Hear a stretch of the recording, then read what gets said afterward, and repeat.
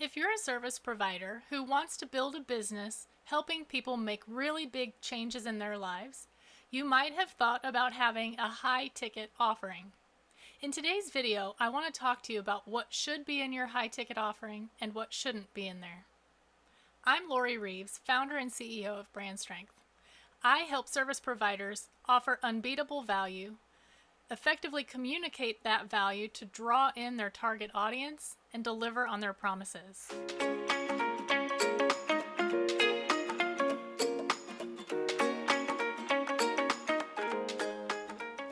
So let's talk about this high ticket offering that you either have or want to have and what should be in it. With a high ticket offering, it's pretty much implied that you're really solving a big problem, a problem that really bothers somebody to the point where they're willing to pay a lot of money to fix it. So we're not talking about some little problem. We're talking about like somebody being so overweight that they're completely at their wits' end. They don't know what to do. They're willing to pay a lot of money to solve that problem once and for all. So if you have an offering where you're providing a life-changing process or transformation for somebody, you ought to be charging high prices. You get more commitment from people when you charge high prices, and you show up better when you're charging high prices as well. We're not going to get into a whole lot of the psychology of charging high prices in this video, but if that's interesting to you, let me know in the comments below, and I'll create another video about that. But what we're going to talk about today is what should be in your high ticket offering and what shouldn't. So if you have tools or resources or a process that can help somebody achieve a transformation, and what you're including in your offering is those things, maybe it's coaching, maybe it's, actual physical resources or a tool that somebody can use, those things definitely belong in your high ticket offering. And anything that you can do to help your clients get their results bigger, better, or faster in some way, you should include in your high ticket offering. But I see a lot of service providers who they're not sure what to create for their high ticket offering. They might see other service providers with a high ticket offering, and let me just clarify. When I'm talking about high ticket, I'm talking about anywhere from $3,000 to $10,000 to work with you to solve this problem. So that's the high ticket offering. Well, I see a lot of people who see another provider with a high ticket offering. It's a lot of money. They'd like to make a lot of money per client, and so they start thinking about what they can put into their high ticket offering. And what they end up putting into it are things that actually take the person off course. Okay, or it solves a problem that the person will have once the problem that they're working on solving right now has been solved. So here's an example of that.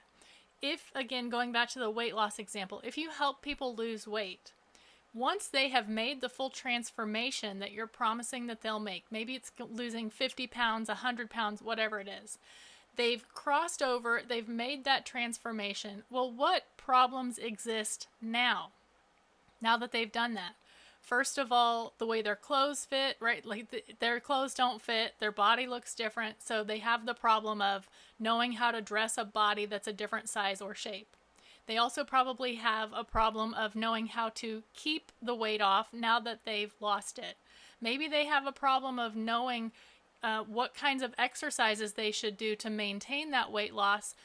Or, like, if they're really worried about like the number on the scale, and if they're doing too much like weightlifting and muscle building, they might see that number go up and kind of freak out. So you have like different problems that exist once that initial problem has been solved.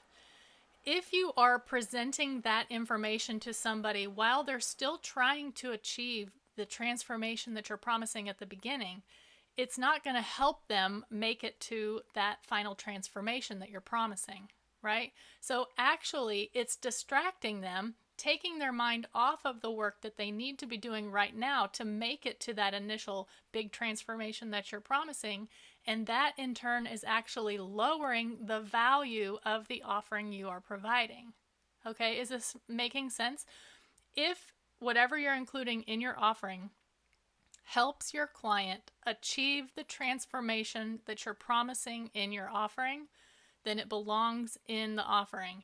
If it's helping them achieve it faster, better, or bigger than they would without other things that you're adding, go ahead and add it. But if it's something that's peripheral, it's going to solve a peripheral problem, or it's going to solve a problem that will be a problem once they get to that transformation. It does not belong in your high ticket offering. It's either like a follow along or a completely separate program.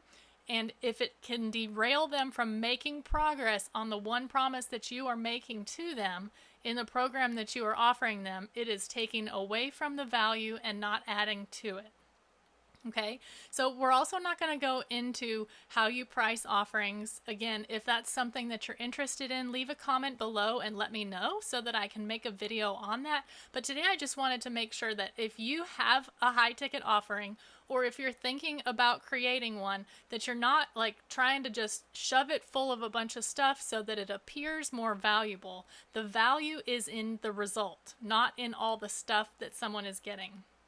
Okay, nobody's going to join your weight loss program because you're promising to help them lose 50 pounds and you're giving them all this other stuff that's all this extraneous stuff. They're buying from you to lose the weight that you're promising they'll lose. So take anything out that is not helping them make better progress toward that end goal. And if you have a system where that you can beef it up, where you can help people get there bigger, better, or faster, add that in, and that makes your offering so much more valuable.